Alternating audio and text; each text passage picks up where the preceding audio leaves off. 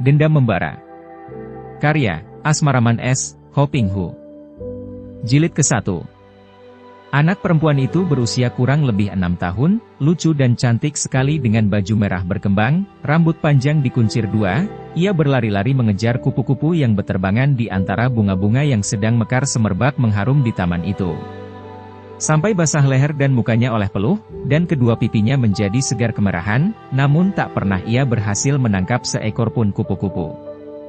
Akhirnya ia berhenti mengejar, berdiri di bawah pohon jeruk memandangi buah-buah jeruk yang sudah tua menguning, ia mencoba untuk memanjat ke atas melalui batang pohon, namun batang itu masih basah oleh air hujan semalam sehingga licin dan ia tidak berhasil. Diambilnya beberapa buah batu dan dilemparinya jeruk-jeruk itu, akan tetapi juga tidak pernah berhasil. Anak laki-laki berusia kurang lebih 8 tahun yang sejak tadi mengintai gerak-gerik anak perempuan itu, memasuki taman. Anak ini cukup tampan dan sehat walaupun pakaiannya sederhana saja, bahkan sepatunya sudah agak lusuh. Tanpa berkata sesuatu dia menghampiri pohon jeruk dan dengan mudah dia memanjat ke atas dan memetik 2 buah jeruk yang sudah masak, kemudian turun kembali dan menyerahkan buah-buah itu kepada si gadis kecil tanpa bicara. Anak perempuan itu menerima 2 buah jeruk sambil tersenyum girang. Dikantunginya sebuah dan dikupasnya yang sebuah lagi. "Engkau putra bibimu itu, bukan?" tanyanya sambil menatap wajah anak laki-laki yang berdiri di depannya. Anak laki-laki itu mengangguk tanpa mengeluarkan suara, kemudian dia membalikkan tubuhnya hendak pergi. "Nanti dulu." Anak perempuan itu mencegah dan anak laki-laki itu menahan langkahnya, kembali menghadapinya. "Siapa namamu?" "Nama saya Bu Chin Han, Nona. Sudah berbulan-bulan engkau berada di sini dengan ibumu, dan baru sekarang kita bercakap-cakap." "Namaku Lui Kim Eng, sudah tahukah engkau?" Kembali Chin Han, anak itu, mengangguk. Tentu saja dia sudah tahu. Lui Kim Eng ini merupakan putri dan anak tunggal dari majikan mereka, majikan ibunya dan mendiang ayahnya. Ayah anak ini, atau majikan mereka, Lui Taijin, pembesar Lui, adalah seorang jaksa yang berkuasa dan berharta di kota Wanxian di Provinsi Sichuan. Mendiang ayahnya, sudah bertahun-tahun menjadi prajurit pengawal Lui Taijin, dan semenjak dia diangkat menjadi kepala pengawal beberapa bulan yang lalu, dia diharuskan tinggal di dalam perumahan di belakang gedung tempat tinggal Lui Taijin dan dia memboyong istrinya dan anak tunggalnya ke tempat kediaman baru itu. Akan tetapi, baru sebulan dia dan ibunya diboyong ke perumahan itu, pada suatu malam ayahnya meninggal dunia secara mendadak, oleh suatu penyakit berat yang membuat ayahnya muntah-muntah. Dan sejak ayahnya meninggal, dia dan ibunya tetap tinggal di situ karena ibunya juga bekerja di situ sebagai seorang pelayan. Pada pagi hari itu, dia meninggalkan ibunya yang sudah 3 hari jatuh sakit dan hanya rebah di dalam kamar. Mereka memasuki taman untuk sekedar menghibur hatinya yang berduka karena selama beberapa hari ini kurang tidur menjaga ibunya yang sakit. Dan yang membuat dia bersedih adalah melihat ibunya yang sakit itu seringkali menangis. Karena ibunya tidak menceritakan sebab kesedihannya, dia menduga bahwa tentu ibunya teringat kepada ayahnya yang meninggal dunia. "Ai, kenapa engkau melamun saja? Chin Han, dapatkah engkau menangkapkan seekor kupu-kupu untukku? Sejak tadi aku mengejar kupu-kupu yang bersayap biru itu tanpa hasil. Tangkapkan seekor untukku, Chin Han." Chin Han memandang ke arah beberapa ekor kupu-kupu yang berterbangan di sekitar bunga-bunga dan memang terdapat beberapa ekor yang bersayap biru, indah sekali. "Xiaoqia, Nona, untuk apa kupu-kupu ditangkap?" "Untuk apa?" "Tentu saja untuk main-main, akan kumasukkan dalam botol besar." "Ah, kasihan, hal itu akan menyiksanya dan akhirnya ia akan mati. Tidak baik menyiksa binatang yang indah dan tidak berdosa itu, Xiaoqia." Sepasang mata yang jeli dan indah itu menatap wajah Chin Han penuh keheranan. "Akan tetapi ia hanya seekor kupu-kupu, seekor binatang. Apa bedanya dengan kita, Xiaoqia? Ia pun dapat menderita, ketakutan dan mungkin ia dapat menangis tanpa terdengar oleh kita. Kita juga tidak akan mau kalau ditangkap raksasa lalu dimasukkan ke dalam botol untuk main-main, bukan?" Kini Eng mengangguk-angguk. Agaknya ia dapat membayangkan betapa akan tersiksanya kalau ia sampai ditangkap dan dimasukkan dalam botol. Ia lalu mengeluarkan jeruk yang dimasukkan kantung tadi dan menyerahkannya kepada Chin Han. Akan tetapi sebelum Chin Han menerimanya, tiba-tiba terdengar suara ribut-ribut. Keduanya menengok dan betapa terkejut hati Chin Han melihat ibunya menjerit-jerit ketika tangannya dipegang oleh tukang kebun dan ditariknya, diseretnya dengan kekerasan menuju ke rumah kecil tukang kebun itu yang terletak di sudut belakang taman yang luas itu. "Lepaskan aku. Oh, lepaskan aku," ibunya menangis dan menjerit-jerit. "Hayolah, tidak usah rewel lagi. Taijin sudah memberikan engkau padaku, engkau sudah sah menjadi milikku, menjadi istriku."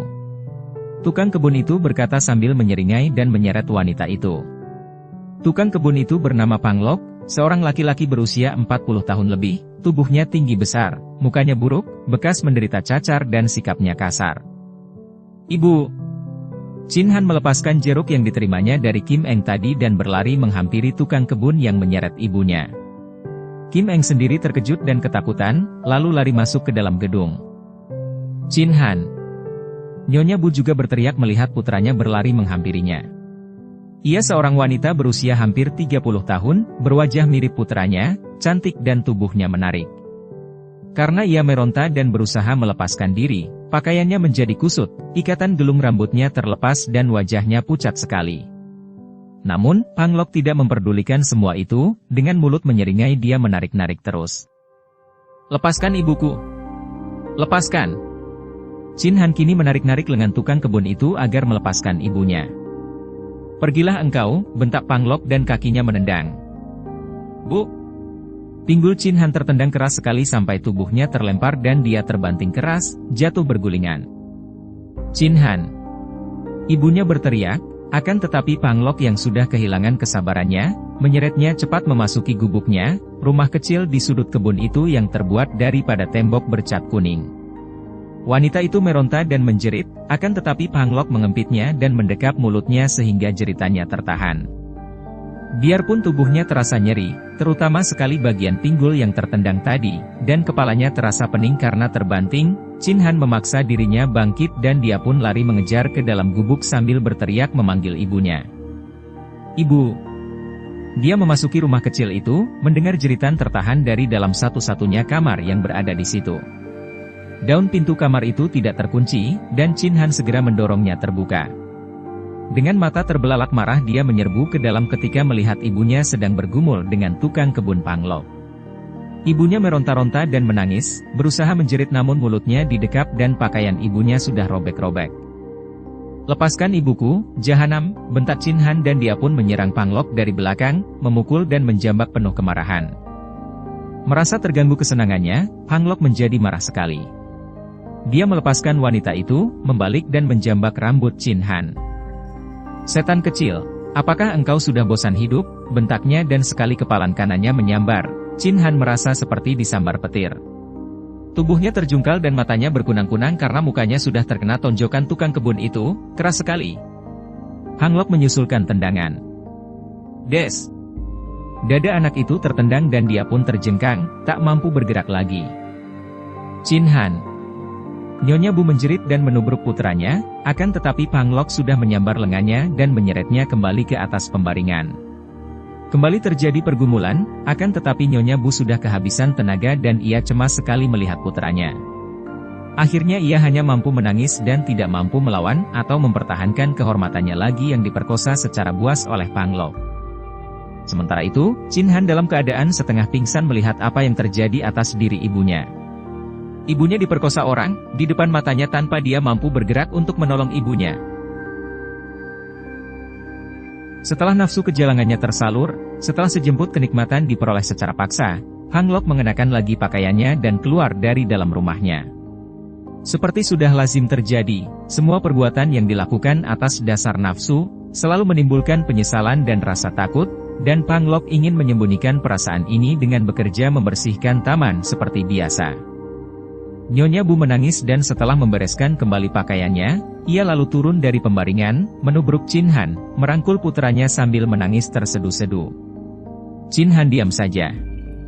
Rasa nyeri di kepala dan dadanya, tidaklah sehebat rasa pedih yang menusuk hatinya. Penglihatan tadi membuat dia nanar dan seperti kehilangan semangat. Chin Han, ibu itu merintih dan merasa gelisah sekali, mengkhawatirkan keselamatan putranya. "Ibu, Anak itu berbisik dan ibunya mendekapnya, mencium mukanya dan membasahi muka anaknya itu dengan air matanya. Chin Han, kau dengar baik-baik, anakku. Semua ini adalah akibat perbuatan Lui Taijin.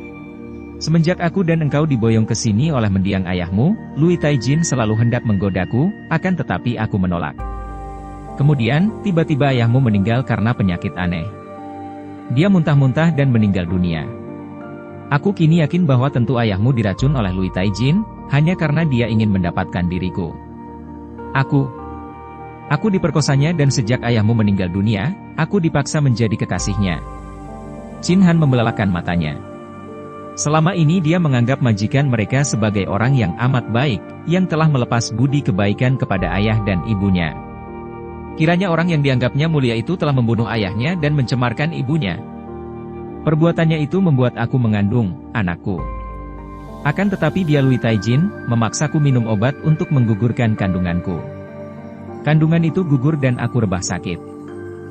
Akan tetapi hari ini, tahu-tahu dia menyerahkan aku kepada Pang Lok, untuk menjadi istrinya secara paksa. Wanita itu menangis lagi sesenggukan.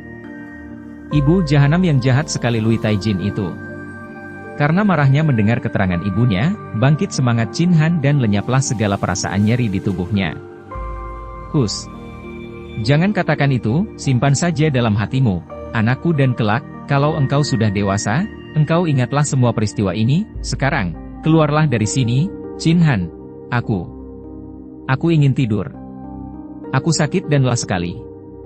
Wanita itu merangkul dan menciumi kembali muka anaknya, lalu melepaskan rangkulannya, mengajak Chin Han bangkit berdiri dan mendorong pundak anaknya untuk keluar dari dalam kamar itu. Chin Han melangkah keluar dan daun pintu kamar ditutup dari dalam oleh ibunya. Dia lalu keluar dari dalam rumah, duduk termenung di atas bangku yang berada di luar rumah. Rasa nyeri-nyeri di tubuhnya terasa lagi, berdenyut-denyut, dan kedua telinganya mengiang-ngiang. Namun dia tidak memperdulikan ini semua karena kenangannya penuh dengan cerita ibunya tadi. Yakinlah hatinya akan kebenaran semua cerita ibunya. Ayahnya diracun sampai mati oleh Lui Taijin, kemudian ibunya diperkosa sampai hamil dan kandungan itu digugurkan, kemudian lagi, keparat itu memaksa ibunya menjadi istri Pang Lok, tukang kebun yang buruk rupa dan buruk tingkah itu sehingga ibunya diperkosanya, di depan matanya. Dia mengepal tinju. Tak mungkin dia membiarkan saja mereka melakukan semua kejahatan itu terhadap keluarganya. Ayah dibunuh, ibunya diperkosa, dan dia sendiri dipukuli. Dia harus membalas semua itu. Akan tetapi, dia harus menjadi seorang yang kuat untuk mampu melakukan pembalasan. Tiba-tiba dia mendengar suara keras dari dalam rumah. Dia terkejut, meloncat dan lari memasuki rumah, mendorong daun pintu kamar. Begitu dia masuk, dia berdiri seperti terpukau, wajahnya pucat, matanya terbelalak, kedua kakinya menggigil. Ibu! Dia menjerit sekuat tenaga dan terguling menubruk tubuh ibunya dalam keadaan pingsan. Darah bercampur otak yang keluar dari kepala wanita itu membasahi dada Chin Han yang pingsan. Teriakan melengking dari Chin Han tadi menarik datangnya orang-orang dari dalam gedung, terutama sekali para pelayan, juga Pang Lok. Mereka semua terkejut. Nyonya Bu menggeletak dengan kepala pecah, agaknya telah membenturkan kepala pada dinding, membunuh diri. Putranya pingsan di sebelahnya. Ketika Chin Han siuman dari pingsannya, dia melihat kamar itu telah penuh orang, di antaranya dia melihat tukang kebun Pang Lok, juga Lui Taijin. Seketika bangkitlah kemarahannya dan dia pun bangkit berdiri. Baju di dadanya penuh darah dan mukanya pucat sekali, matanya melotot ketika dia memandang kepada Pang Lok dan Lui Taijin. Tiba-tiba dia lari menghampiri Lui Taijin, memukul-mukul sambil berteriak-teriak. Engkau membunuh ibuku. Engkau membunuh ibuku. Tentu saja beberapa orang pelayan segera menghadangnya dan mereka melindungi Lui Taijin, bahkan seorang di antara mereka mendorong anak itu sehingga terhuyung. Kini Chin Han membalik dan menyerang Pang Lok. Engkau membunuh ibuku. Pang Lok menyambutnya dengan tamparan yang membuat Chin Han terpelanting roboh di dekat mayat ibunya yang menjadi tontonan. Melihat ini, hati Lui Taijin merasa tidak enak. Chin Han, ibumu membunuh diri karena berduka ditinggal mati ayahmu, katanya dan dia pun memerintahkan pengawal untuk menyeret keluar Chin Han yang masih hendak mengamuk itu. Melihat betapa anak itu meronta-ronta dan masih berteriak-teriak, Lui Taijin menjadi marah. Lui Taijin dan Panglok yang membunuh ibuku, demikian anak itu berutang kali memaki. Serat dia keluar dan dia tidak boleh masuk lagi ke sini, bentak Lui Taijin. Qin Han dipegang dan diseret oleh dua orang pengawal, dibawa keluar. Akan tetapi di serambi depan, mereka dipanggil oleh Lui Toanyo, Nyonya Lui, yaitu istri pertama dari Lui Taijin. Mendengar panggilan Nyonya majikan ini, dua orang pengawal lain membawa Qin Han menghadap. Nyonya Lui yang usianya sudah hampir 50 tahun itu memiliki watak yang ramah dan budi pekerti yang halus. Banyak sudah ia makan hati melihat watak suaminya yang berlaku sewenang-wenang mengandalkan kedudukannya dan suka mempermainkan wanita. Ia merasa kasihan sekali kepada Qin Han ketika mendengar betapa ibu anak itu membunuh diri. Ia tahu bahwa ibu anak itu mengandung oleh suaminya, kemudian kandungan digugurkan dengan paksa dan wanita itu diserahkan kepada tukang kebun untuk dipaksa menjadi istrinya. Tanpa banyak cakap lagi, ia menyerahkan sebuah kantung kain terisi 10 tail perak kepada Qin Han. Qin Han meninggalkan rumah keluarga Jaksa Lui, akan tetapi dia tidak pergi jauh. Dia bersembunyi tidak jauh dari situ dan ketika ada orang mengusung jenazah ibunya ke tanah kuburan, dia pun mengikutinya dari jauh. Setelah jenazah dalam peti sederhana itu dikubur, di samping makam ayahnya dan para petugas penguburan meninggalkan tempat itu, barulah Qin Han datang berlutut ke depan makam ibunya dan menangis sepuasnya. Malam itu dia tidak meninggalkan makam ibunya dan dengan tubuh masih terasa nyeri semua dan perasaan yang lebih pedih lagi, dia pun tertidur di depan makam ayah ibunya. Baru pada keesokan harinya, pagi-pagi dia meninggalkan tanah kuburan, keluar dari kota Wanxian. Dia sendiri tidak tahu kemana dia akan pergi. Yang jelas, dia harus meninggalkan kota itu, pergi kemana saja membawa bekal uang 10 tail pemberian Nyonya Lui.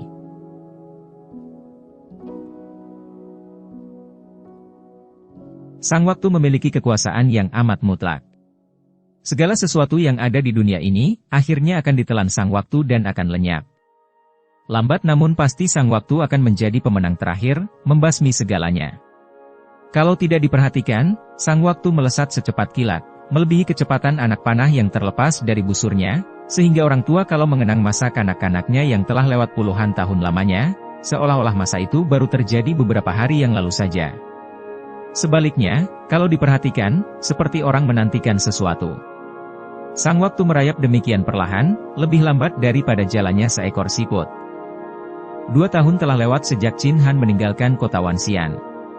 Uang bekal 10 tail pemberian Nyonya Lui sudah lama habis untuk makan setiap hari. Dia sudah berusaha mencari pekerjaan, namun tak seorang pun membutuhkan tenaga seorang anak berusia 10 tahun. Karena terpaksa, Qin Han berkeliaran dari kota ke kota sambil mengemis. Dia terpaksa minta-minta untuk dapat mempertahankan hidupnya. Waktu yang 2 tahun lamanya itu telah menghapus kesedihannya. Pada hari-hari pertama dia meninggalkan Wanxian, hampir setiap malam dia menangis dan teringat kepada ibunya. Kalau dia membayangkan semua peristiwa yang terjadi, betapa ibunya diperkosa orang di depan matanya dan dia sendiri dihajar oleh tukang kebun Panglok, hatinya terasa sakit sekali. Namun, lambat laun kesedihannya menipis dan yang tinggal hanyalah dendam. Dendam kepada Lui Taijin, dendam kepada Panglok. Perasaan dendam ini yang mengusir keputusasaan yang kadang-kadang mengganggu hatinya. Perasaan ini mendorongnya untuk hidup dan untuk memperkuat dirinya untuk kelak membalas dendam. Dia harus belajar ilmu silat, harus menjadi orang yang cukup kuat. Akan tetapi dia tidak tahu kepada siapa dia harus mempelajari ilmu silat. Dari perantauannya dia mendengar bahwa orang belajar ilmu silat haruslah membayar mahal kepada seorang guru silat di rumah perguruan silat. Hanya anak-anak dari keluarga mampu saja yang akan dapat belajar ilmu silat di perguruan silat dengan membayar mahal. Bagi dia tidak mungkin. Untuk makan saja dia harus minta-minta. Mana ada uang untuk membiayai pelajaran silat? Pada suatu hari, perantauannya tanpa tujuan tertentu itu, membawanya naik ke lereng sebuah bukit di pegunungan Heng Tuan. Seorang anak laki-laki yang berusia 10 tahun, bertubuh kurus tak terawat, pakaiannya kotor compang-camping, namun sinar matanya penuh semangat. Qin Han memang tak pernah kehilangan semangatnya, karena dibakar dendam. Dendam selalu membara di hatinya, di benaknya dan ini memberinya semangat untuk hidup, betapapun sulitnya kehidupan itu dirasakannya. Hari telah menjelang senja. Matahari sudah condong ke barat dan panas tidak begitu menyengat lagi. Hawa pegunungan mulai terasa sejuk dengan angin semilir nyaman, pemandangan pun mulai nampak indah dari ketinggian lereng bukit itu. Akan tetapi Chin Han tidak melihat semua keindahan itu, tidak merasakan kenyamanan udara itu, karena perutnya lapar. Juga tubuhnya lelah sekali. Kelelahan membuat perut lapar semakin terasa menggigit-gigit di dalam perut. Sumber segala keindahan memang bukan terletak di luar diri, melainkan di dalam diri kita. Kalau kita sehat lahir batin, maka segala pun akan nampak indah. Akan tetapi kalau ada sesuatu yang mengganggu diri kita, baik gangguan lahir dan terutama sekali gangguan batin, maka segala keindahan takkan nampak. Seekor kelinci putih menyelinap di antara semak-semak belukar. Chin Han melihat ini dan dia pun cepat meloncat untuk mengejar dan menangkap kelinci itu. Seekor kelinci putih yang gemuk. Alangkah akan lezatnya kalau dia dapat memanggang daging kelinci itu. Lezat dan mengenyangkan. Chin Han mengambil sebatang ranting pohon kering dan menggunakan batu-batu untuk menyambit semak-semak kemana kelinci tadi menyusup masuk. Kelinci yang ketakutan itu meloncat keluar dari semak-semak dan berlari, dikejar Chin Han dengan kayu ranting diangkat tinggi, siap untuk memukul. Namun kelinci itu terlampau cepat bagi Chin Han, sudah menyelinap dan menyusup lagi ke dalam semak-semak yang lain. Chin Han tidak patah semangat, terus dikejarnya kelinci itu, kalau berada dalam semak-semak dia sambiti dengan batu, kalau sudah berlari keluar dikejarnya lagi. Akhirnya, kelinci itu lenyap dan Chin Han berdiri terengah-engah, mandi peluh dan merasa kecewa sekali. Perutnya menjadi semakin lapar karena tubuhnya semakin lelah oleh pengejaran tadi. Dengan penyesalan terhadap ketidakmampuannya sendiri, dia pun menjatuhkan diri di atas rumput tebal, di bawah pohon, untuk beristirahat. Akan tetapi tiba-tiba terdengar suara ribut-ribut di bawah bukit. Suara ribut-ribut itu membuat dia terlonjak kaget dan bangkit berdiri menuju ke arah suara orang berteriak-teriak itu. Ketika tiba di tempat itu, di tepi sebuah hutan di bawah puncak, dia tertegun. Yang berteriak-teriak itu adalah 5 orang laki-laki yang berusia antara 30 sampai 40 tahun, bersikap kasar dan sambil berteriak-teriak, mereka memukuli seorang Hwasyo, pendeta Buddha, yang duduk bersila di bawah pohon besar. 5 orang itu memaki-maki dan memukuli, menendangi tubuh Hwasyo itu. "Hwasyo keparat! Engkau menggagalkan usaha kami. Buan kami lolos karena ulahmu. Apakah engkau sengaja hendak menantang kami?" Dari bentakan mereka, juga melihat pakaian mereka, Chin Han dapat menduga bahwa mereka adalah para pemburu binatang hutan. Akan tetapi yang menarik perhatiannya adalah Hwasyo itu. Seorang kakek yang usianya tentu ada 60 tahun, bertubuh tinggi kurus dan mukanya hitam, kepalanya gundul, pakaiannya hanya jubah pendeta berwarna kuning yang agak kumal dan kusut. Hwasyo itu menerima makian, pukulan dan tendangan tanpa mengelak, menangkis apalagi membalas, hanya tetap duduk bersila merangkapkan kedua tangan di depan dada seperti orang berdoa. Pukulan dan tendangan yang mengenai tubuhnya mengeluarkan suara bakbuk-bakbuk seperti memukuli kasur. Melihat tingkah laku 5 orang itu, yang memukuli dan menendangi seorang Hwasyo yang sama sekali tidak melawan, timbul perasaan iba di hati Chin Han. Selama ini dia menganggap Hwasyo sebagai rekannya, karena para Hwasyo yang dijumpainya dalam perantauannya juga suka minta-minta seperti yang dilakukannya. Biaranya, Hwasyo-Hwasyo itu mudah menerima dana dari orang-orang, karena mereka itu mengharapkan berkah dan doa dari si Hwasyo, sedangkan tiada sedikit pun imbalan dapat diharapkan dari pengemis lain, apalagi pengemis kecil macam dia. Akan tetapi, kerap kali Chin Han menerima makanan dari para Hwasyo yang selalu rela membagi hasil mereka kepada para pengemis lain. Oleh karena itu, melihat seorang Hwasyo tua dipukuli oleh 5 orang itu, hatinya menjadi marah sekali. "Jangan pukuli dia," teriaknya sambil lari menghampiri Hwasyo itu dan menghadang di depan Hwasyo dengan mata terbelalak marah. "Jangan kalian memukuli dia." Bagaikan seekor anak harimau dia menghadapi 5 orang pemburu itu, sedikit pun tidak merasa takut. 5 orang pemburu itu saling pandang, merasa heran melihat munculnya seorang anak laki-laki mencegah mereka menghajar Hwasyo itu. "Siapa engkau? Apa muka Hwasyo keparat ini?" tanya seorang di antara mereka. "Bukan apa-apaku, akan tetapi kalian tidak boleh memukuli dia yang tidak bersalah." Chin Han menjawab. "Tidak bersalah? Engkau anak kecil tahu apa? Hayo pergi," bentak seorang di antara mereka. Melihat betapa 5 orang itu sudah mendekat dengan sikap mengancam, Chin Han merangkul Hwasyo itu dengan sikap melindungi. "Tidak, Kalian tidak boleh memukuli dia lagi. Kemarahan 5 orang itu kini ditumpahkan kepada Qin Han. Mereka menampar dan menendang sehingga tubuh Qin Han jatuh bangun, dijadikan bola oleh mereka. Omitohut, kalian sungguh kejam. Wei Xiao yang tadi hanya duduk bersila dan sama sekali tidak melawan ketika dimaki, dipukuli dan ditendangi, kini melihat Qin Han dipukuli mereka, lalu bangkit berdiri. Dengan langkah lebar dia menghampiri. Ketika 5 orang itu menyambutnya dengan serangan, dia hanya menggerakkan tangan kirinya yang hampir tertutup lengan baju yang lebar dan panjang. Beberapa kali dia menggerakkan tangan kirinya itu dan 5 orang itu pun terjungkal seperti tertiup angin keras. Wei Xiao itu lalu membangunkan Qin Han yang babak belur dan benjol-benjol. "Anak baik, engkau berdiri sajalah di belakangku," kata Wei Xiao tua bermuka hitam itu.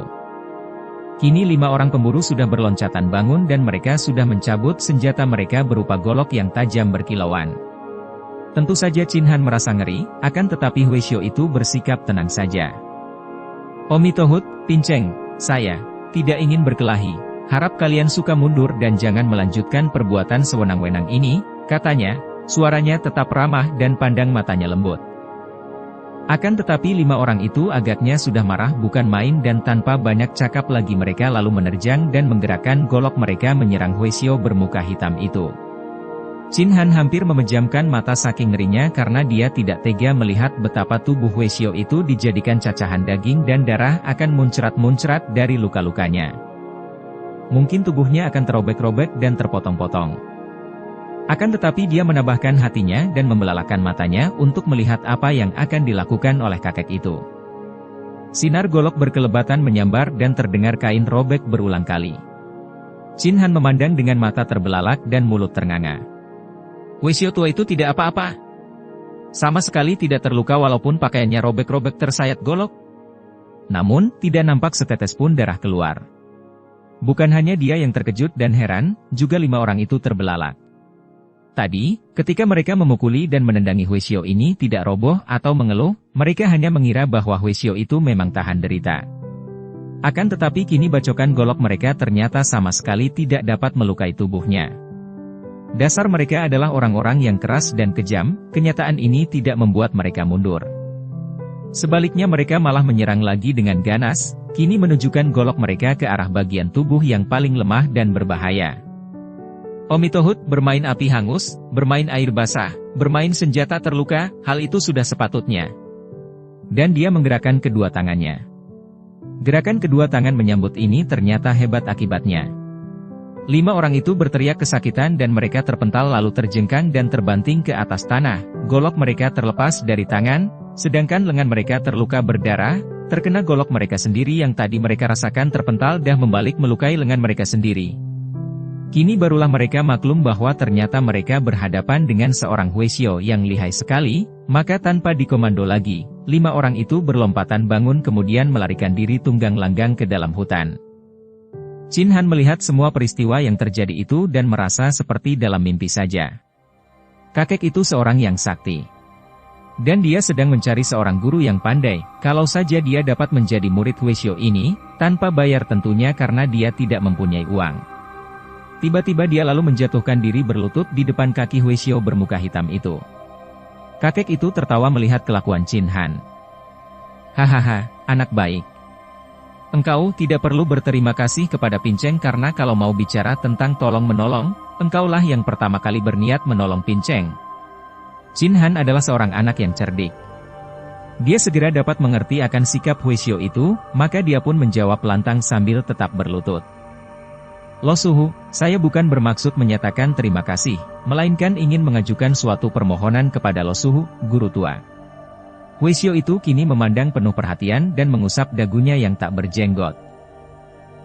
Mengajukan permohonan kepada Pinceng. Pinceng tidak memiliki sesuatu yang dapat kau minta, anak baik. Saya tidak minta barang, Lo Suhu, melainkan mohon untuk menjadi murid Lo Suhu. Omitohut.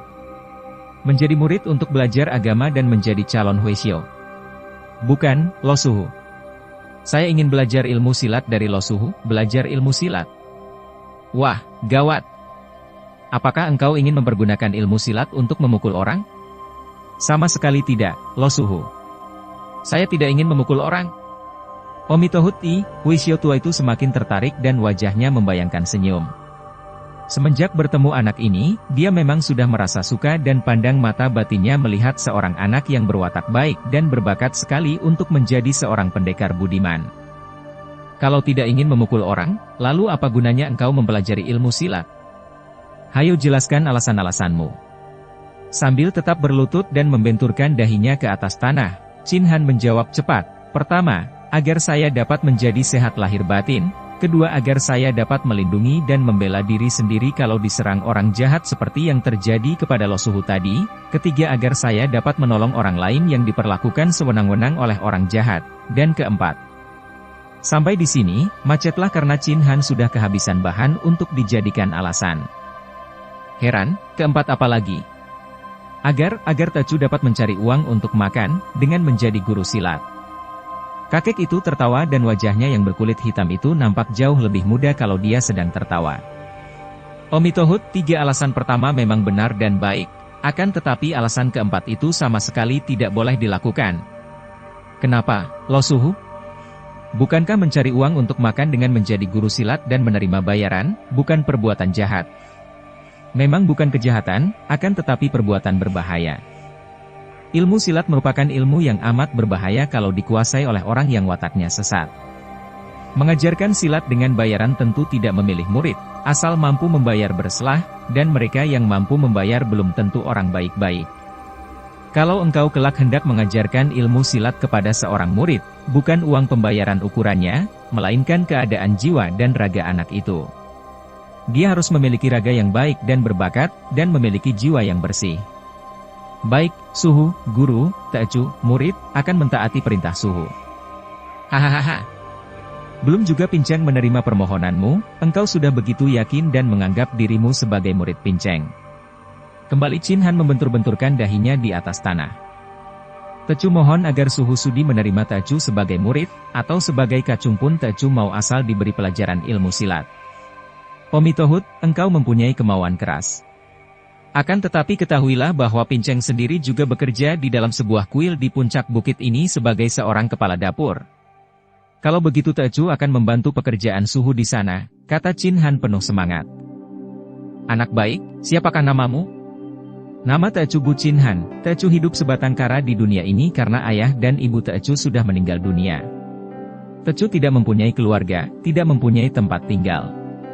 Omitohut, hidup adalah duka, sekecil ini sudah kehilangan segalanya dan menderita sengsara. Chin Han, ketahuilah bahwa Pinceng dipanggil Hek Bin Lohan, orang tua muka hitam, dan Pinceng bekerja sebagai kepala dapur di kuil para Wisyo di puncak bukit ini. Biarlah engkau ikut bersama Pinceng ke kuil dan akan Pinceng usahakan agar engkau diterima oleh kepala kuil sebagai seorang kacung yang membantu pekerjaan Pinceng di dapur. Mari kita berangkat. Terima kasih, Suhu, kata Chin Han dengan girang sekali dan melihat kakek itu melangkah pergi mendaki bukit, dia pun cepat mengikutinya. Akan tetapi, kedua kakinya gemetar dan dia hampir tidak kuat melangkah, namun ditahannya semua rasa nyeri dan lelah dan dia memaksa diri mengikuti kakek itu dengan langkah gontai. Kakek itu maklum akan keadaan Chin Han, akan tetapi dia pura-pura tidak tahu dan agaknya memang hendak mengujinya. Tiba-tiba Chin Han melihat seekor kelinci lagi, tak jauh darinya, tersembul keluar dari semak-semak. Dia menubruk cepat, akan tetapi bukan kelinci yang didapatnya, melainkan tusukan duri semak-semak membuat kedua lengannya berdarah. Melihat ini, Hek Bin Lohan tertawa. Haha. Sudah lapar sekalikah perutmu? Maaf, Suhu. Sejak sarapan pagi tadi sampai sekarang, Tacu belum makan. Kalau begitu, usahakan agar kelinci itu keluar dari semak-semak, biar Pinceng yang akan menangkapnya. Bukan main girangnya rasa hati Chin Han. Dia pun mempergunakan batu-batu disambitkan ke dalam semak-semak dan tak lama kemudian, kelinci itu meloncat keluar dari semak-semak dan sebelum dia menghilang ke dalam semak-semak lain, tiba-tiba kakek itu menggerakkan tangan kirinya ke arah binatang itu dan kelinci itu pun terdiam, tak mampu berlari lagi seolah-olah menjadi lumpuh seketika. Nah, tangkaplah. Hek Bin Lohan berkata kepada Chin Han. Chin Han menangkap kelinci itu dengan mudah. Setelah Chin Han menangkapnya, kelinci itu meronta-ronta hendak melepaskan diri, namun Chin Han memegangnya dengan kuat. Nah, sekarang setelah kau tangkap, apa yang akan kau lakukan? Membunuhnya? Menyembelihnya lalu memanggang dan makan dagingnya. Chin Han menjadi bingung dan dia memandang kelinci yang berada di tangannya itu. Harus diakuinya bahwa selama hidupnya, belum pernah dia menyembelih kelinci. Apalagi kelinci, seekor ayam pun belum pernah dia menyembelihnya. Omitohut lihat baik-baik kedua matanya itu, Chin Han. Apakah engkau tidak melihat betapa ia ketakutan dan mata itu menjadi basah oleh air mata? Dan suaranya itu, bukankah ia sedang menangis dan minta dilepaskan? Tegakkah engkau menyembelihnya, melihat darah merah muncrat membasahi bulunya yang lembut bersih itu? Chin Han bergidik dan dia pun melepaskan kelinci itu yang segera berlari lenyap ke dalam semak-semak belukar. Chin Han tadi merasa betapa jantung kelinci itu berdenyut keras dan betapa napasnya memburu, tanda dari ketakutan. Tidak, Suhu. Tecu tidak dapat membunuhnya. Tecu belum pernah membunuhnya walaupun pernah makan daging kelinci. Kakek itu tertawa dan merasa lega. Bagaimanapun juga, anak ini masih memiliki kepekaan dan hatinya tidak kejam. Dia pun lalu duduk di atas akar pohon yang menonjol, mengeluarkan bungkusan dari balik jubahnya yang lebar dan robek-robek oleh serangan 5 orang pemburu tadi. Engkau lapar. Pincem pun lapar. Nah, mari kita makan seadanya. Dibukanya bungkusan itu dan ternyata berisi roti basah dan sayur asin. Tanpa sungkan lagi Chin Han ikut makan dan bukan main lezatnya roti sederhana dan sayur asin itu bagi perut yang lapar. Dia makan dengan lahap, tidak malu dilihat suhunya yang tersenyum-senyum. Setelah mereka selesai makan dan melanjutkan perjalanan, Chin Han bertanya, Suhu, siapakah 5 orang tadi dan mengapa mereka menyerang Suhu? Pinceng tidak mengenal mereka. Mereka memburu binatang dan ketika mereka mengintai sekelompok kijang, siap untuk membunuh, Pinceng merasa tidak tega dan Pinceng berteriak mengejutkan kijang-kijang itu yang melarikan diri. Para pemburu itu marah dan menyerang Pinceng. Mereka itu jahat sekali, Suhu. Akan tetapi Suhu memiliki ilmu kepandaian tinggi, kenapa Suhu tidak melawan ketika dipukuli dan ditendangi? Kenapa Suhu demikian sabar? Tanya Chin Han yang masih merasa penasaran. Bersabar adalah suatu penekanan amarah, Chin Han. Pinceng tidak bersabar, karena Pinceng tidak marah. Engkau tidak perlu belajar untuk bersabar, karena kesabaran itu baru dibutuhkan kalau ada kemarahan dalam batin. Yang penting adalah melenyapkan amarah seluruhnya dari dalam batin. Kalau sudah tidak ada kemarahan lagi, siapa yang membutuhkan kesabaran? Dalam usia 10 tahun, sukarlah bagi Chin Han untuk dapat menyalami kebenaran yang diucapkan oleh Hek Bin Lohan itu, kelak barulah dia mengerti bahwa yang dimaksudkan oleh gurunya adalah bahwa kebajikan dalam kehidupan tidak mungkin dilatih, tidak mungkin dipupuk, tidak mungkin dicari. Yang mungkin kita lakukan adalah mengenal semua keburukan yang ada pada kita, dalam batin kita. Yang dapat kita lakukan adalah meniadakan semua keburukan itu, melenyapkan semua kotoran yang mengeruhkan batin, antara lain kemarahan, kebencian, iri hati, pementingan diri pribadi, pengejaran kesenangan karena semua itu mendatangkan duka. Kalau sudah tidak ada marah dalam hati, tak perlu belajar sabar lagi, karena keadaan tidak marah itulah kesabaran. Kalau sudah tidak ada duka dalam batin, tidak perlu lagi mencari kebahagiaan karena keadaan tanpa duka itulah kebahagiaan. Malam telah tiba, ketika akhirnya mereka tiba di kuil yang terletak di puncak bukit itu.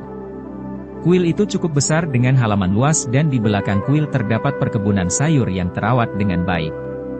Kuil kuno ini dihuni oleh 30 lebih orang Huishyo, dipimpin oleh Tian Chu Huishyo, seorang Huishyo berusia 60 tahun, tokoh Xiao Limpai.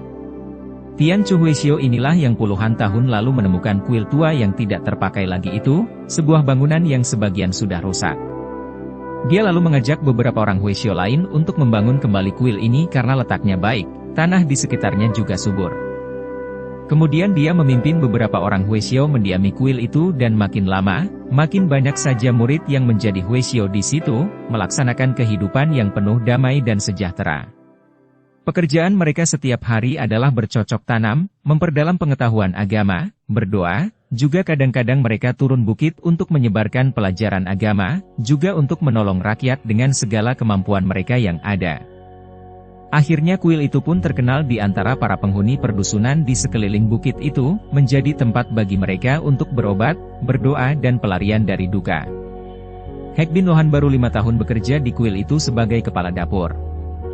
Dia adalah seorang bekas kepala perampok yang telah bertaubat. Dia diterima oleh Tian Chu Huixiu dan setelah bekerja di situ selama 3 tahun, tekun mempelajari kitab agama dan berdoa, Tian Chu Huixiu lalu menerimanya menjadi Huixiu dan memberinya julukan Hek bin Lohan.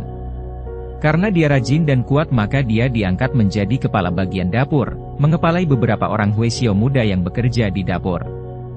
Ketika Hek bin Lohan dan Qin Han tiba di halaman kuil, Huixiu itu berkata, "Huixiu, kepala kuil dalam waktu seperti ini tentu sedang samadi, biar Pinceng yang menghadap dan melapor. Engkau menanti dulu di sini." Qin Han yang ditinggal masuk oleh gurunya, melihat betapa halaman itu agak kotor oleh daun kering yang rontok tertiup angin. Di situ terdapat pula sebatang sapu, maka sebagai seorang anak yang tahu diri, dia pun mengambil sapu dan disapunyalah halaman itu. "Sumoy, ini ada kacung baru. Bagus sekali untuk melatih Tiam Hiat Hoat, ilmu menotok jalan darah, yang baru saja kita pelajari. Tapi, Su Heng, kakak seperguruan. Kita disuruh belajar mempergunakan patung manusia di ruangan latihan itu. Jauh lebih baik menggunakan manusia sungguh daripada sebuah patung yang kebal terhadap totokan, Sumoy, adik perempuan seperguruan." Qin Han yang masih menyapu melihat seorang anak laki-laki berusia 11 tahun dan seorang anak perempuan berusia 9 tahun sedang berjalan menghampirinya. Dia tidak mengerti apa yang mereka bicarakan itu. Akan tetapi mereka kini telah berada di dekatnya dan anak laki-laki yang memiliki sepasang alis tebal itu memegang pundaknya. "Hei, siapa engkau? Apakah engkau kacung baru di kuil ini?" Qin Han mengangguk. "Benar, nama saya Bu Qin Han, kacung baru." "Bagus. Qin Han, kami adalah murid-murid suhu Tian Chu Huixiu, dan kami sedang latihan. Maukah engkau membantu kami latihan dengan menjadi pengganti patung agar kami dapat mempraktekkan ilmu totokan kami?" Qin Han memandang kepadanya, lalu kepada anak perempuan itu. Seorang anak perempuan yang mungil dan cantik, sepasang pipinya merah dan matanya indah dan jeli. Dia pun mengangguk. Dengan girang anak laki-laki itu minta agar dia membuka baju atasnya. Biarpun merasa heran, Qin Han membuka bajunya. Mereka mengajak Qin Han berdiri di bawah lampu gantung di serambi depan. Dan tiba-tiba saja anak laki-laki itu menotok pundak kirinya dekat leher. "Tuh!" Qin Han menahan pekiknya dan terguling. Qin Han bangkit kembali sambil mengelus-elus pundaknya dengan muka menyeringai kesakitan. Totokan itu mendatangkan rasa nyeri yang hebat. Dan jari tangan yang menotoknya tadi amat keras seperti besi dan totokan yang mengenai otot itu membuat kepalanya terasa pening dan dari leher sampai ke pinggang kiri berdenyut-denyut amat nyerinya. Anak laki-laki yang menotoknya itu, tadinya tersenyum lebar dengan puas melihat hasil totokannya, akan tetapi melihat betapa Qin Han dapat bangkit kembali, senyumnya menghilang.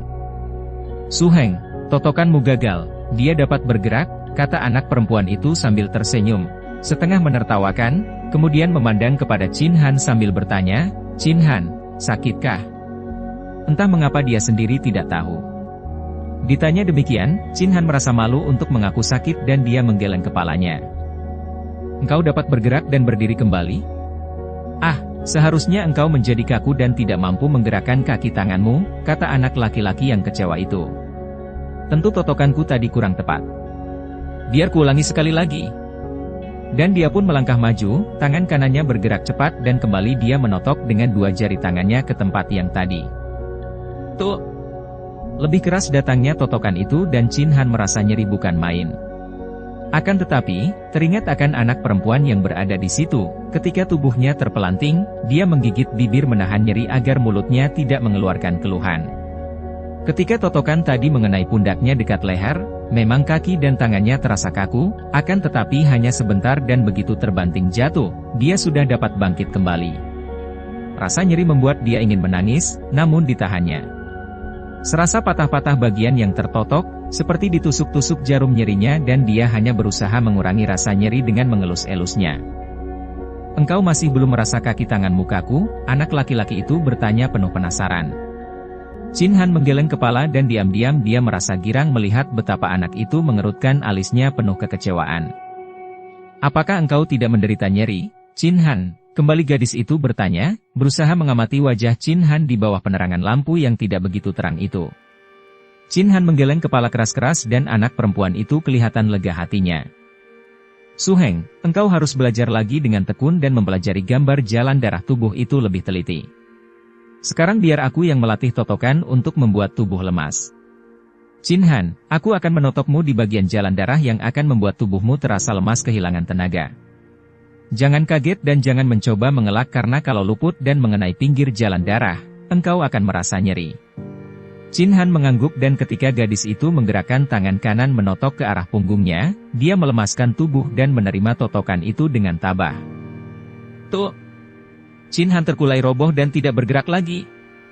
Dia tadi merasa betapa jari tangan gadis itu pun kaku keras seperti besi. Akan tetapi totokan yang mendatangkan rasa cukup nyeri itu tidak membuatnya menjadi lemas walaupun ada perasaan betapa dalam waktu beberapa detik tubuhnya kesemutan.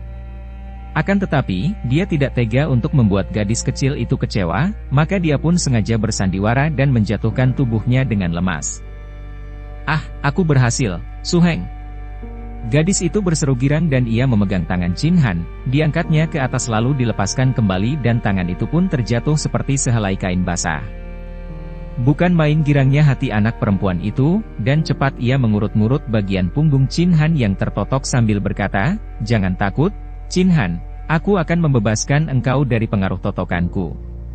Dan setelah diurut beberapa kali, Chin Han menggerakkan lagi tubuhnya, lalu bangkit berdiri. Dia ikut merasa gembira melihat kegirangan anak perempuan itu. Melihat keberhasilan sumoinya, anak laki-laki itu menjadi marah dan iri. 2 kali dia menotok dan gagal, sedangkan sumoinya sekali menotok berhasil baik. Dia merasa malu dan akhirnya marah, ingin menimpakan kemarahannya ini kepada Chin Han yang dianggapnya seorang kacung baru. "Aku pun akan menotokmu agar lumpuh dan lemas," katanya dan cepat sekali jari tangannya menotok punggung Chin Han. Karena marah, dia menotok dengan sepenuh tenaga, tidak seperti yang diajarkan gurunya. Tuh! Auk! Chin Han terjungkal dan menggeliat kesakitan, mulutnya mengeluarkan darah. Melihat ini, anak perempuan itu terkejut dan merasa khawatir sekali. Cepat ia berjongkok dekat Chin Han dan berusaha untuk mengurut punggung yang tertotok tadi, akan tetapi sentuhannya bahkan menambah rasa nyeri dan Chin Han merintih. "Bagaimana, Chin Han? Sakit sekalikah?" "Yang mana yang sakit?" "Punggungku dan napasku sesak," kata Chin Han terengah-engah. "Su Heng, bagaimana ini? Jangan berdiri enak-enak saja di situ. Nah, bagaimana kalau sudah begini? Engkau menyiksa orang." Anak perempuan itu menegur Su Hengnya yang masih berdiri acuh saja. "Sudahlah, nanti juga sembuh. Kenapa ribut-ribut karena kacung ini sedikit kesakitan saja? Su Heng, dia muntah darah. Itu tandanya dia luka dalam. Bagaimana kalau dia sampai mati? Aduh!" Chin Han terjungkal dan menggeliat kesakitan, mulutnya mengeluarkan darah. Melihat ini, anak perempuan itu terkejut dan merasa khawatir sekali. Mendengar ini, barulah anak laki-laki itu merasa khawatir. Kalau sampai kacung ini mati, berarti dia telah membunuh orang dan tentu akan menimbulkan keributan. Dia pun berjongkok mendekat dan ikut memeriksa punggung yang tertotok. Nampak kulit punggung di bagian itu matang biru, juga di pundak yang tertotok tadi. Dia ikut pula mengurut untuk melancarkan jalan darah yang tertotok. "Sakitkah, Chin Han?" tanyanya. Sebetulnya, di dalam hatinya Chin Han marah sekali. Dia merasa betapa dadanya panas oleh kemarahan mendorongnya untuk membalas perbuatan anak laki-laki itu. Akan tetapi, dia teringat akan sikap gurunya, juga kata-kata gurunya, yang penting bukanlah bersabar, melainkan melenyapkan kemarahan, demikian gurunya berkata. Dan inilah kemarahan. Dia marah sekali. Anak laki-laki ini terlalu memandang rendah kepadanya, dan bertindak sewenang-wenang. Akan tetapi justru kenangan ini yang mendatangkan kemarahan, makin berkobar rasanya api kemarahan kalau dia mengingat-ingat apa yang dilakukan orang terhadap dirinya. Dia membuang pikiran yang mengingat-ingat itu dan api kemarahan itu pun padam, kemarahan itu pun tidak ada lagi. Akan tetapi hanya sebentar karena segera dia teringat lagi dan marah lagi. Chin Han merasakan benar pertentangan dalam batinnya ini, membuat dia tertegun keheranan dan dia menjadi lupa lagi untuk marah. Tidak sakit, jawabnya sebagai pencetusan kemarahannya dalam bentuk ketinggian hati. Dia tidak sudi memperlihatkan kelemahannya kepada anak laki-laki ini. Dia pun tidak suka memperlihatkan kelemahannya kepada anak perempuan itu, akan tetapi agaknya berbeda alasannya dengan sikapnya terhadap anak laki-laki itu. "Chin Han, kau maafkan kami." Anak perempuan itu berkata halus. Benar permintaan Sumoy, maafkan kami, Chin Han, anak laki-laki itu menyambung. Tadinya, mendengar ucapan anak perempuan itu, Chin Han sudah siap untuk memaafkan, dan untuk mengatakan bahwa hal itu tidak apa-apa. Akan tetapi mendengar sambungan kata-kata anak itu, dia membungkam mulutnya dan tidak mau menjawab. Pada saat itu muncul Hek Bin Lohan dari dalam. Sebelum tiba di situ dia sudah berseru, Chin Han, engkau diterima menjadi pembantuku. Akan tetapi ketika dia tiba di situ dan melihat Chin Han diurut-urut punggungnya oleh dua orang anak itu, dia terkejut. Chin Han, ada apakah? Tanyanya, mendekat dan semakin terkejut melihat tanda matang biru di punggung dan pundak dekat leher, dan melihat darah masih bertepatan di tepi mulut anak itu. Engkau terluka? Muntah darah? Anak perempuan itu yang menjawab, Lohan, kami tadi hendak berlatih ilmu Tian Hiat Hoat yang kami pelajari dari Suhu dan kami bertemu dengan Chin Han, kacung baru ini. Kami menggunakan tubuhnya untuk berpraktek. Omitohut. Kalian sungguh anak-anak yang lancang, ceroboh, dan sewenang-wenang. Perbuatan kalian itu dapat membunuh orang, tahukah kalian? Kalau sampai hal ini terjadi kepada kalian sendiri, apakah kalian mau? Lihat saja kalau sampai Suhu kalian tahu akan hal ini, tentu kalian akan dijatuhi hukuman. Mendengar ini, dua orang anak itu kelihatan menjadi ketakutan, dan anak laki-laki itu mencoba untuk membela diri, akan tetapi, sebelum kami melakukannya, kami sudah bertanya dan Chin Han mau membantu kami. Anak perempuan yang juga ketakutan itu segera memegang lengan Hek Bin Lohan dan berkata dengan suara memohon, Lohan yang budiman, tolonglah kami, harap jangan laporkan kepada Suhu. Aku takut kalau sampai beliau marah dan menjatuhkan hukuman. Hek Bin Loban menggeleng kepala dengan alis berkerut. Kalian nakal dan jahat, perlu mendapat hukuman. Melihat betapa anak perempuan itu ketakutan, hati Chin Han sudah mencair dan kemarahannya lenyap seketika. Sudahlah, Suhu. Tecu tidak apa-apa, harap urusan ini dihabiskan saja. Wajah Hek Bin Lohan yang tadinya nampak muram, kini tiba-tiba menjadi cerah berseri-seri. Dia berkata kepada dua orang anak-anak itu. Kalian pergilah, Pinceng tidak akan melaporkan kalian. Dua orang anak-anak itu kelihatan girang sekali dan mereka pun segera pergi dari situ. Hek Bin Lohan lalu menggandeng tangan muridnya, diajak pergi ke kamarnya dekat dapur dan di dalam kamar itu, dia lalu mengurut punggung dan pundak Chin Han dan tak lama kemudian lenyaplah semua rasa nyeri. Chin Han, sekarang ceritakan apa yang telah terjadi tadi, kata Hek Bin Lohan. Mereka tadi bertemu dengan Teocu yang sedang menyapu pekarangan karena tempat itu penuh daun kering dan di sana terdapat sebatang sapu pula. Lalu mereka minta bantuan Teocu untuk berlatih semacam ilmu. Sebagai pendatang baru tentu saja Teocu bersedia membantu mereka dan mereka menyuruh Teocu membuka baju. Dia menceritakan betapa totokan-totokan anak laki-laki itu amat menyakitkan, dan betapa totokan anak perempuan itu hampir berhasil membuat dia menjadi lumpuh dan lemas. Hek Bin Loban mengangguk-angguk. Mereka itu sungguh lancang sekali. Mencobakan ilmu Tiam Hiat Hoat yang masih belum sempurna dipelajari kepada seorang manusia, amatlah berbahaya. Suhu, siapakah mereka itu? Tadinya Teocu mengira bahwa di kuil ini hanya dihuni oleh para Huisyo seperti Suhu. Apakah banyak anak-anak seperti mereka yang menjadi murid di sini dan siapakah yang menjadi suhu mereka? Hek Bin Lohan menarik napas panjang dan menggeleng kepala. Mereka itu datang dari jauh, dari Tong'an. Sebetulnya, para Huisyo di sini tidak ada yang menerima murid, juga Tiancu. Huisyo yang menjadi ketua kuil ini tidak pernah menerima murid, walaupun dia adalah seorang tokoh Xiao Limpai yang pandai. Akan tetapi, 2 tahun lalu, ketika Tiancu Huisyo mengadakan perjalanan keluar kuil, di tengah perjalanan dia melihat 2 orang pembesar dengan keluarganya diganggu perampok. Tentu saja dia lalu menolong mereka dan berhasil mengusir para perampok dengan kepandaiannya. 2 orang pembesar itu berterima kasih sekali, berkunjung ke kuil ini dan mereka mengeluarkan biaya besar untuk memperbaiki bangunan kuil ini. Kemudian, mereka lalu memohon kepada Tiancu Huisyo agar suka mendidik anak-anak mereka menjadi muridnya dan mengajarkan ilmu silat kepada mereka. Dan Tiancu Huisyo tidak dapat menolak karena mereka sudah membangun kuil ini, kata Chin Han. Gurunya memandang kepadanya dengan kagum dan mengangguk. Anak laki-laki itu adalah Kim Chong-bu, putra Kim Chiang-kun kepala pasukan keamanan dari kota Tong'an, sedangkan anak perempuan itu bernama Ciu Lianhua, putri dari Ciu Taijin, kepala daerah kota Tong'an. Sudah 2 tahun mereka belajar ilmu silat dari Tian Chu Huisyo dan agaknya mereka memperoleh kemajuan karena memang keduanya berbakat. Kakek itu lalu menghentikan ceritanya.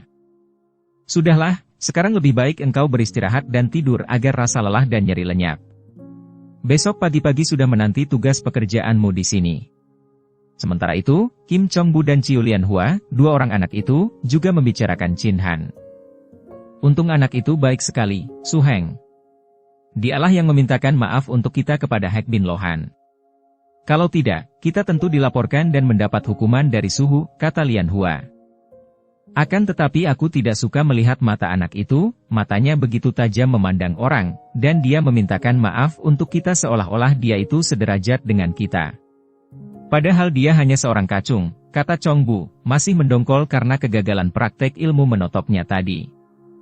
Dia menyebut Suhu kepada Lohan, agaknya dia murid Hek Bin Lohan. Dan mengingat bahwa Hek Bin Lohan merupakan seorang Huisyo tua di sini, maka kalau Chin Han menjadi muridnya, berarti tingkat atau kedudukannya sejajar dengan kita. Engkau melihat betapa Suhu sendiri bersikap hormat kepada Hek Bin Lohan, tidak seperti terhadap para Huisyo lainnya. Betapapun juga, Hek Bin Lohan hanyalah seorang kepala dapur, tukang mencari air, kayu dan tukang masak. Chin Han menjadi muridnya.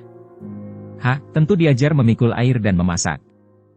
Apalagi, kata Chong-bu mengejek untuk melampiaskan kedongkolan hatinya. Jangan menghina, Su Heng. Memasak pun merupakan ilmu yang amat berguna.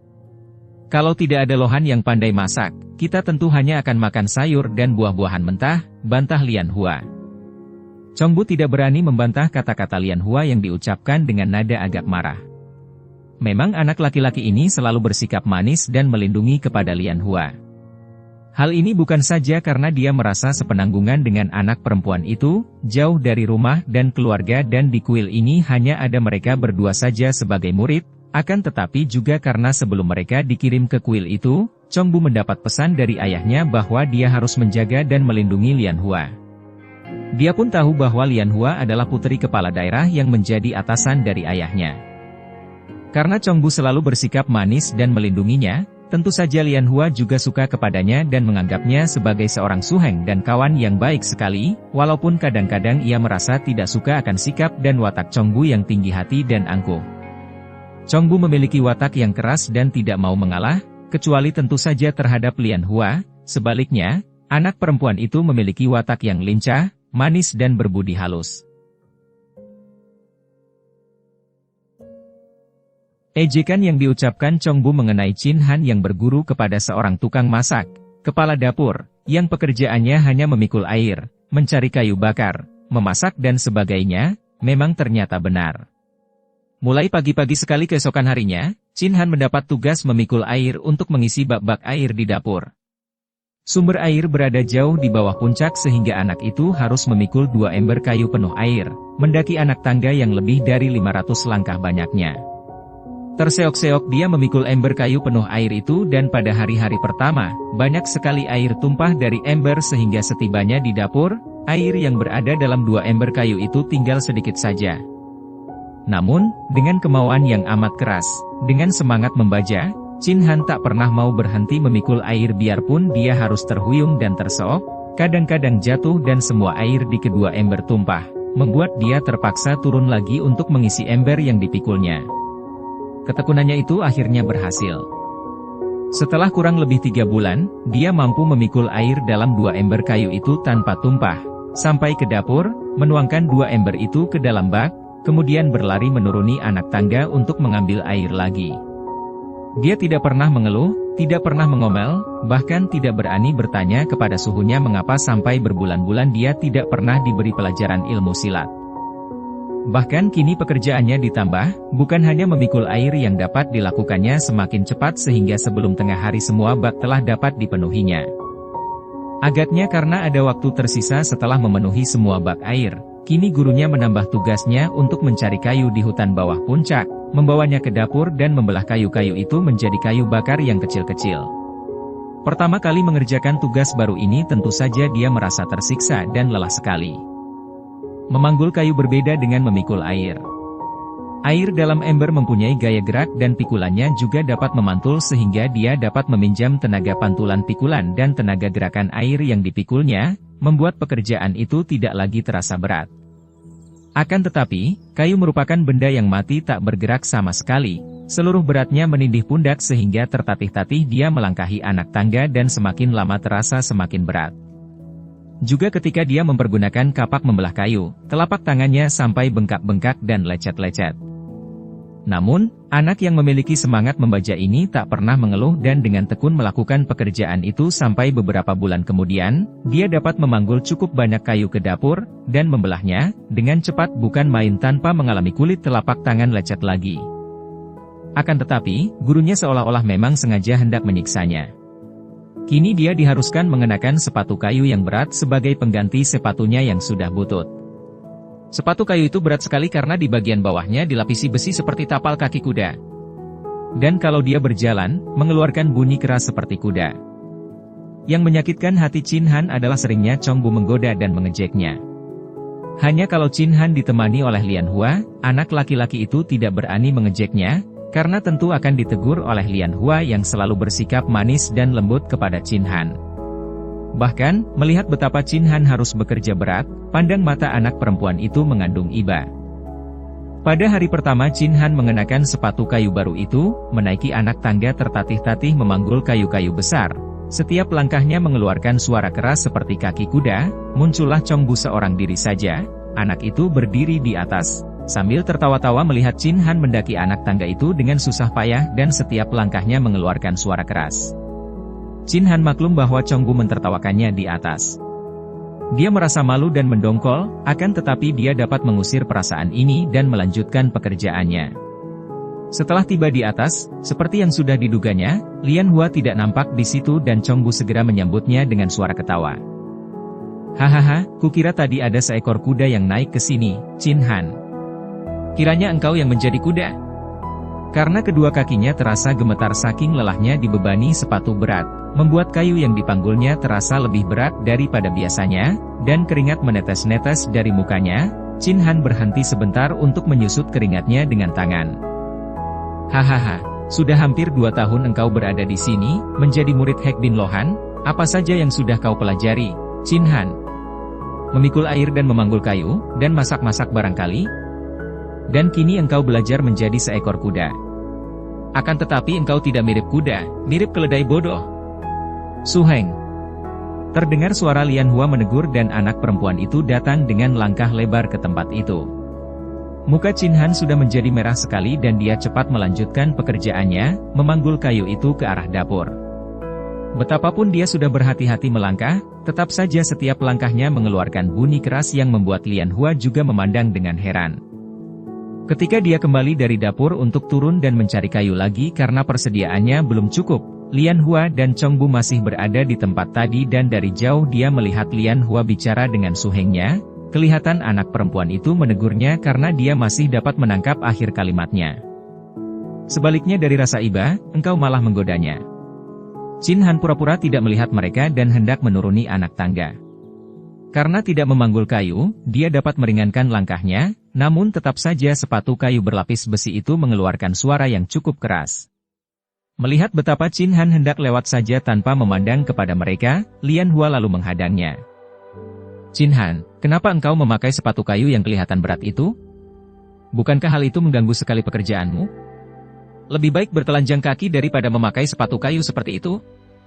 Ini perintah suhu, kata Chin Han singkat dan melihat betapa Chong Bu memandangnya dengan mata mentertawakan, Chin Han tidak mau melayani mereka lagi lalu dia berlari menuruni anak tangga sehingga sepatunya mengeluarkan bunyi lebih keras lagi. Lian Hua mengikuti Chin Han dengan pandang matanya, kemudian ia berkata penasaran, terlalu sekali Hek Bin Lohan. Aku akan menegurnya, dia terlalu kejam dan tidak adil terhadap Chin Han. Ai, Sumai. Kenapa engkau hendak mencampuri urusan mereka? Apalagi Chin Han hanya seorang kacung, seorang pelayan, dan gurunya, Hek Bin Lohan hanya seorang kepala dapur. Akan tetapi pada malam hari itu, setelah berlatih silat bersama Su Hengnya di bawah pengawasan Tian Chu Huishio sendiri, Lian Hua lalu menyelinap ke bagian belakang kuil mencari Hek Bin Lohan yang tinggal di kamar dekat dapur. Ketika ia tiba di ruangan belakang, dekat ruangan makan, ia melihat Chin Han di luar dan anak itu masih bekerja membelahi kayu dengan sebatang kapak kecil. Betapa mudahnya Chin Han membelah kayu, sekali bacok saja kayu terbelah dua. Ia menyelinap agar jangan sampai terlihat oleh anak itu karena ia hendak menegur Hek Bin Lohan di luar tahu Chin Han.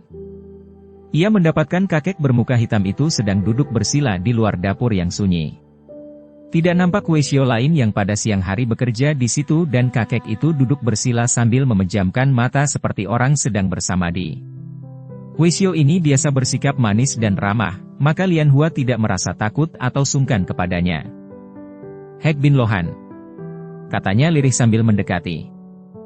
Karena Weisyo ini hanya seorang kepala dapur yang sederhana sekali sikapnya, maka Lian Hua biasa memanggil dia begitu saja tanpa banyak penghormatan. Weisyo tua itu membuka mata dan tersenyum lebar ketika melihat bahwa yang memanggilnya adalah Lian Hua. "Ai, Ciu Xiaoqia, Nona Ciu, ada keperluan apakah malam-malam begini mencari pinceng dan engkau tidak beristirahat di dalam kamarmu?" "Lohan, aku ingin bicara tentang Chin Han." "Ah, mengapa dia? Nakalkah dia, kepadamu, Xiaoqia?" "Tidak, aku hanya ingin menegurmu, Lohan, karena engkau sungguh bertindak tidak berperi kemanusiaan, tidak adil dan kejam sekali kepadanya." "Mengapa kau lakukan kekejaman itu kepadanya, Lohan?" Kakek itu membelalakan mata memandang anak perempuan itu, terheran-heran. "Nona Ciu, apa yang kau maksudkan itu?" "Pinceng tidak mengerti." "Lohan, engkau telah menyiksa Chin Han, jangan pura-pura tidak mengerti." "Omitohut, dijauhkan Pinceng kiranya dari perbuatan itu." "Pinceng menyiksa Chin Han? Bukankah dia itu muridmu? Akan tetapi, engkau memperlakukan dia seperti seekor keledai saja. Engkau suruh memikul air, memanggul dan mencari kayu bakar, bahkan akhir-akhir ini engkau memaksa dia memakai sepatu kayu berlapis besi yang demikian beratnya. Kenapa engkau begini kejam menyiksanya? Dan pelajaran apa saja yang sudah kau berikan sebagai gurunya kepadanya?" "Omitohut. Ciu Xiaoqia, katakanlah, apa dia mengeluh akan semua ini kepadamu?" "Tidak, dia tidak pernah mengeluh, akan tetapi aku kasihan padanya dan penasaran." "Engkau tidak boleh sekejam itu." Kakek itu tertawa bergelak dengan gembira sekali. "Hahaha, Nona Ciu yang cerdik, Pinceng tidak pernah kejam padanya, Pinceng bahkan amat sayang kepadanya." Anak perempuan itu terbelalak. "Sayang? Kenapa menyuruh dia bekerja seberat itu dan pelajaran apa yang pernah kau berikan?" "Itulah pelajaran yang dilatihnya setiap hari, Nona. Apa sekiranya Nona atau Kim Kong Chu, tuah muda Kim, mampu memenuhi semua bak air, lalu mengumpulkan semua kayu itu dan membelahnya, seperti yang dilakukan Chin Han setiap hari, apalagi mengenakan sepatu kayu itu?" Lian Hua semakin heran. "Jadi, pekerjaan itu, itukah yang kau maksud dengan pelajaran? Untuk itukah dia berguru kepadamu, Lohan?" Kakek itu mengangguk-angguk. "Kelak Nona akan mengerti, bahkan sekarang pun akan mengerti kalau Nona suka berpikir. Nah, beristirahatlah, Nona, hari sudah mulai larut, malam sudah tiba." Lian Hua meninggalkan kakek itu dengan hati penuh keheranan. Akan tetapi ketika ia melewati ruangan belakang dia melihat Chin Han asyik membaca buku di bawah sinar lampu gantung. Chin Han membaca kitab? Sungguh hal ini di luar dugaannya. Seorang kacung dapat membaca kitab. Agaknya Chin Han tenggelam ke dalam bacaannya. Dia duduk di atas bangku di luar ruangan itu, di tempat terbuka dan malam itu sejuk sekali hawanya, apalagi bulan muda mulai muncul, mendatangkan sinar kehijauan yang nyaman. "Chin Han, kitab apakah yang kau baca itu?" tanyanya sambil menghampiri. Chin Han terkejut dan menoleh. Melihat Lian Hua, dia memandang dengan wajah berseri. "Ah, kiranya engkau, Nona Lian Hua. Kitab ini, hanya kitab sejarah kuno milik suhu. Boleh kulihat?" Chin Han memberikan kitabnya yang sudah tua sekali itu dan Lian Hua membalik-balik lembarannya. Alisnya berkerut. Tulisannya juga kuno dan tulisan seperti itu sukar sekali dimengerti, memiliki arti yang dalam sekali seperti pada umumnya kitab-kitab kuno. Biarpun sejak kecil ia sudah belajar membaca, namun untuk dapat mengerti isi kitab ini, sukar sekali baginya. Ia mengembalikan kitab itu, diam-diam merasa malu sendiri bahwa dalam hal ilmu membaca jelas ia kalah pandai dibandingkan Chin Han. "Nona Chin, duduklah. Lihat, betapa indahnya malam ini." Bulan sepotong itu demikian lembut, seolah-olah ia berjalan-jalan di antara awan-awan, kadang-kadang bersembunyi lalu perlahan-lahan mengintai keluar dari tirai awan dan tersenyum lagi. Dan pohon-pohon di sana itu, nampak aneh sekali dalam cuaca remang-remang, bukan kau lihat, di selatan itu nampak pula bintang-bintang. Indah bukan main. Melihat kegembiraan Qin Han, Lian Hua semakin heran. Anak ini aneh sekali. Sejak pagi sampai sore disiksa seperti itu, malamnya sudah bergembira seperti ini. Qin Han, kenapa engkau gembira sekali? Kenapa tidak, Nona? Bukankah hidup ini indah sekali? Dan kita memiliki semua anggota badan yang serba lengkap. Mata untuk melihat keindahan pandangan, telinga untuk menikmati kemerduan suara, hidung untuk menikmati keharuman penciuman, segalanya ada pada kita dan semua keindahan sudah terbentang di depan kita. Bayangkan betapa sengsaranya kalau kita kehilangan satu di antara semua alat perasa itu. Buta misalnya, atau tuli, Lian Hua bengong. Seorang kacung, bicara seperti ini? Ia bingung.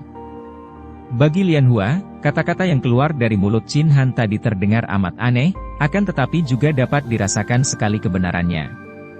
Ia membayangkan, bagaimana kalau ia buta? Wah, akan sengsara sekali. Dan tuli? Hanya orang buta yang dapat membayangkan keindahan segala sesuatu yang dapat dipandang dan hanya orang tuli yang dapat membayangkan keindahan segala sesuatu yang dapat didengar. Akan tetapi orang yang tidak buta dan tidak tuli, bahkan mengabaikan semua keindahan itu.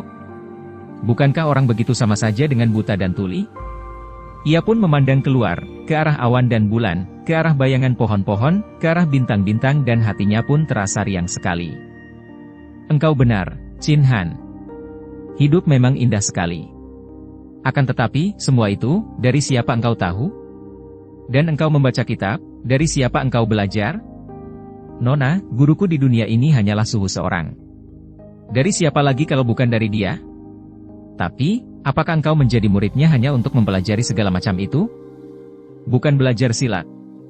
Memang aku menjadi muridnya untuk belajar ilmu silat. Dan engkau sudah pernah dilatih silat. Apakah dia pandai ilmu silat? Bersambung. Dukung kami dengan subscribe, follow, like, komen dan share. Terima kasih.